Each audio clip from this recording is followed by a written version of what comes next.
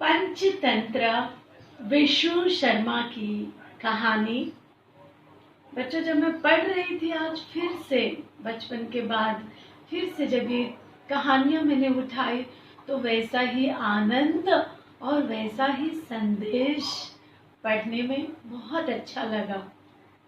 इस बार सीबीएसई ने 5 नंबर के लिए 10वीं कक्षा में लघु कथा लेखन को ऐड किया है, शुरुआत की है।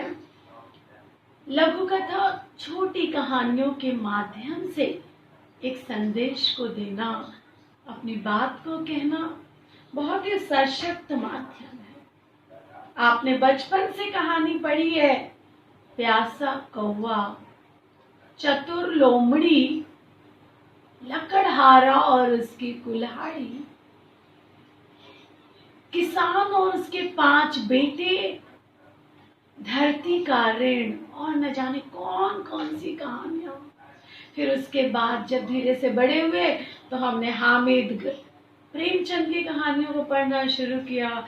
ईदगाह, उसमें हामिद कैसे चिमटा लेकर आता है अपनी नानी के लिए। ये सारी कहानियां लघु कहानी कही जाती है।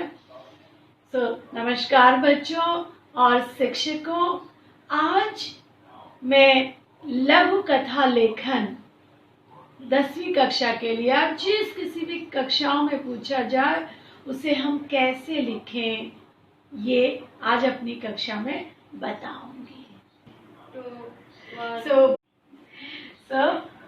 प्यासा कौवा, चूहा और जंगल राज शेर, लकड़हारा और उसकी कुल्हाड़ी, श्रेष्ठ कौन।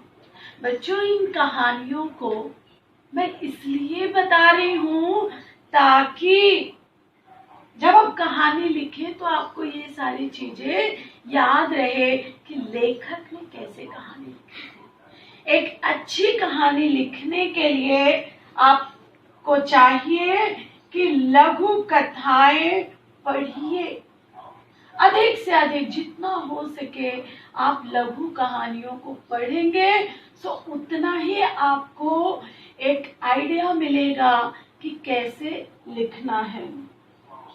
लघु पढ़ने के बाद में आपको जो कहानी लिखनी है उसकी रूपरेखा पूरी तैयार कीजिए। रूपरेखा, फिर जोरदार शीर्षक। अपनी कहानी को क्या शीर्षक देंगे? बहुत सी कहानियां शीर्षक से ही पता चल जाता है कि कहानी की विषय वस्तु क्या होगी। एक अच्छा सा शीर्षक तैयार कीजिए और जोरदार समाप्ति, अच्छी एंडिंग दीजिए कहानी को। कैसे, 1-2 एग्जाम्पल मैं आपके साथ में शेयर करूंगी, बताऊंगी। कहानियों में होता क्या है? कहानियां मानव के, पशु पक्षियों के सुख और दुख, ये जो हमारी संवेदनाएं हैं मनुष्यों की, उसकी अभिव्यक्ति होती है। उन्हीं को कहानियों में स्थान दिया जाता है। सुख दुख के भावों को शब्द दीजिए, बन जाती है कहानी आपके। फिर लेखन पक्ष में आते हैं। लेखन में विवरण दीजिए। विवरण जैसे कि कहानी को लेखक शुरू करता है। लेखक शुरू करता है कि एक किसान था, उसके 5 बच्चे थे।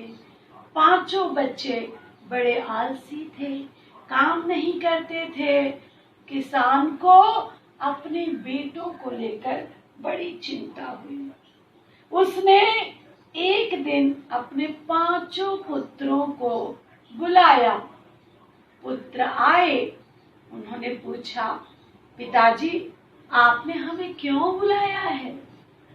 देखो बच्चों, जो मैंने पहला पार्ट बोला वो था विवरण, जहां लेखक कहानी में शुरुआत करता है। दूसरा पार्ट जो मैंने डाला उसमें संवाद। पिताजी ने पूछा, बच्चों, मैं तुमको लेकर के बहुत दुखी हूँ और मेरी जीवन का अंतिम समय आ गया है। हमने एक खेत में अनाज सोने के मटके गाड़ रखे हैं, उसमें बहुत सारा सोना है, अगर तुम खोद लाओ तो। ये क्या हो गया? संवाद। सो आपकी कहानी में बीच में आप संवाद डाल सकते हैं। संवाद के माध्यम से ये कहानी खत्म कर सकते हैं, या तो विवरण भी डालिए, संवाद भी डालिए। दोनों पद्धतियों को डाल करके एक मिश्रण तैयार करेंगे तो वह भी एक अच्छी सी कहानी बन जाती है, लघु कथा बन जाती है। बच्चों, कहानियों की बात हो और मैं कहानी ना कहूँ। श्री गणेश बागी जी की एक कहानी है, श्रेष्ठ कौन।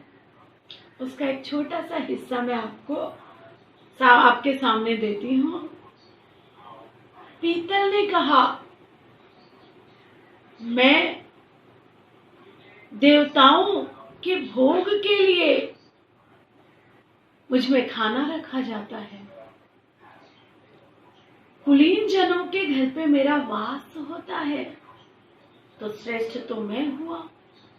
एल्यूमिनियम की क्या औकात है, यह तो गरीबों के घर में रहता है। एल्यूमिनियम अक्सर भिखारी इसके ही बने हुए कटोरे में भीख मांगते हैं। चांदी सुन रहा था। चांदी ने कहा, पीतल, तुम ये गलत कह रहे हो। गरीबों का पेट और अधिकतर जनों का पेट भरने की वजह से एल्यूमिनियम ही श्रेष्ठ है। पत्तल सब कुछ सुन रही थी।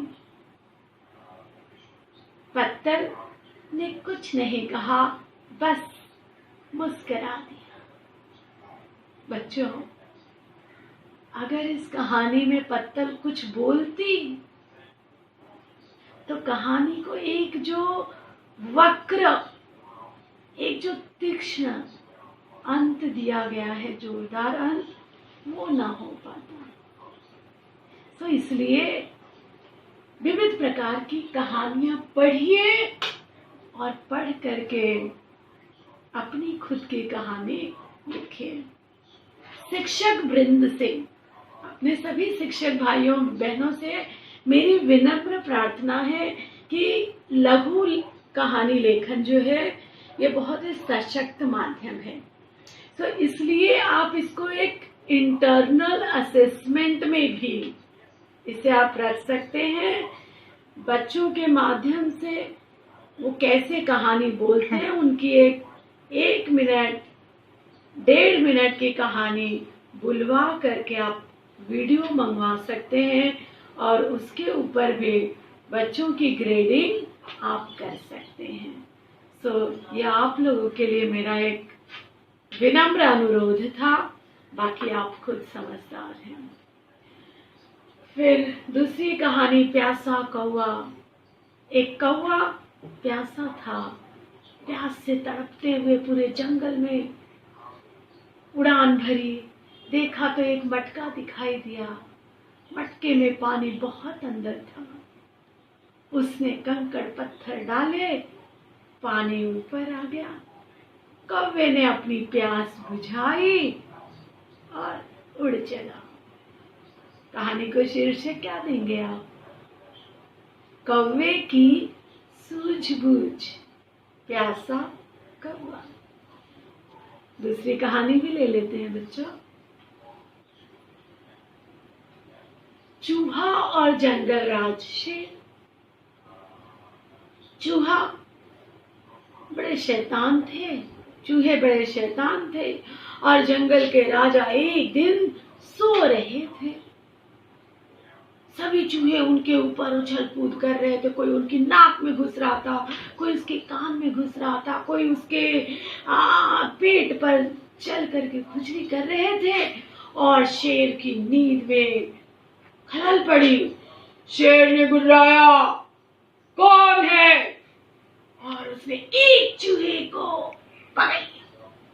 क्यों चूहे, तेरी ये हिम्मत, तू मेरे ऊपर टहल रहा है, उछल कूद कर रहा है, तुझे तो मैं मार दूंगा। नहीं नहीं महाराज, आप तो दयालु हैं, कृपालु हैं, जंगल के राजा हैं, मुझे छोड़ दीजिए, मैं भी आपके काम आऊंगा किसी दिन। शेर, तू इतना नन्हा सा प्राणी मेरे काम आएगा? जा, फिर भी इतनी मिन्नत कर रहा है तो मैं तुझे छोड़ देता हूँ, जा, पर अगली बार कभी मेरे ऊपर मत चढ़ना। ऐसा कह करके जंगल राज शेर ने चूहे को अभयदान दे दिया।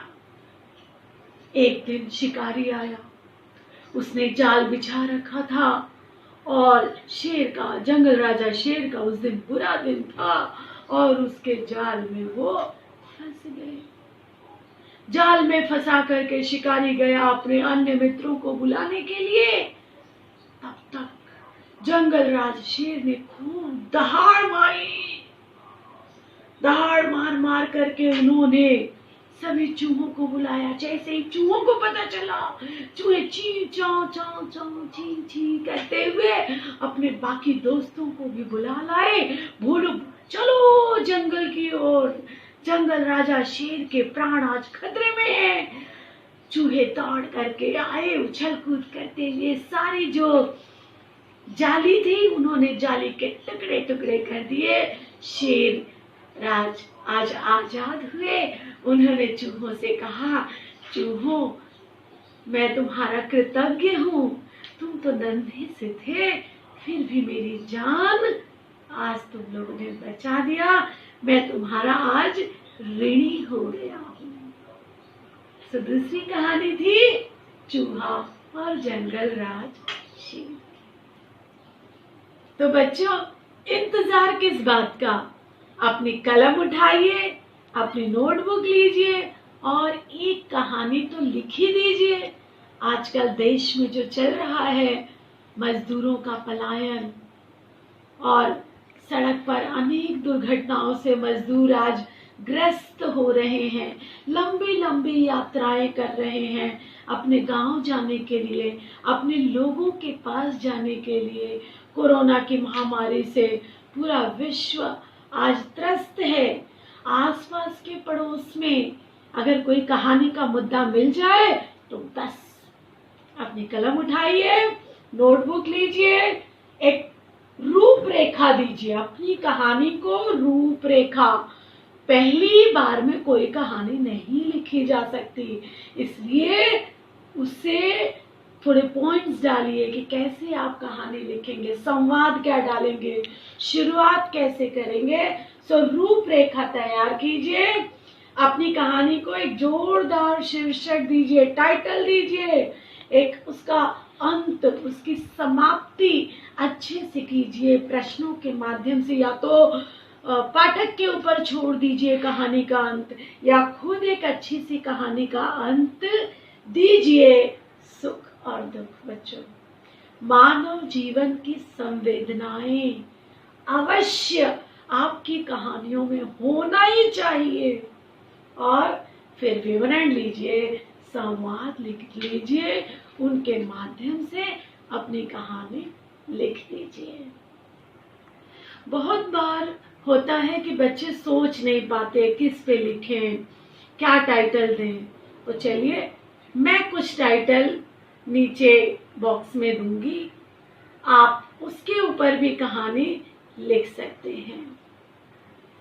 इस कहानी को लिखने में अगर आपको कोई अड़चन आती है, कोई कठिनाई आती है, तो आप नीचे कमेंट बॉक्स में आप अपने विचार जो है मुझसे साझा कर सकते हैं। सो चलिए, कहानी लिखिए, अच्छी सी कहानी लिखिए। उस कहानी को लिखने के लिए ऑल द बेस्ट।